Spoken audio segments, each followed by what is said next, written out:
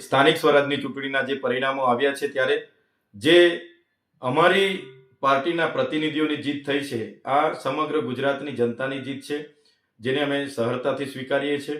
અને એક બાજુ ઘમંડ, સત્તા, પૈસો, દારૂ, પ્રલોભનો, વાયદાઓ હતા, ધાક ધમકીઓ હતી, અને એક બાજુ હક અધિકારોની વાત હતી, લોકશાહી જીવંત રાખવાની વાત હતી, સંવિધાન બચાવવાની વાત હતી. ત્યારે આજે જનતાની જીત થઈ છે.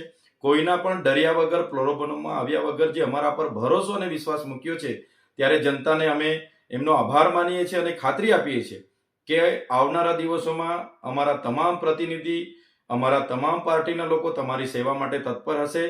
અને જે તમે અમારા પર ભરોસો મૂક્યો છે, આખા ગુજરાતમાં અમે બીજા ક્રમાંકે આવ્યા છે, ત્યારે આવનારા દિવસોમાં અમારી જ્યાં પણ ભૂમિકાની જરૂર હશે અમે જનતાની સેવામાં રહીશું. બધાનો ખૂબ ખૂબ આભાર. ધન્યવાદ. જોહાર.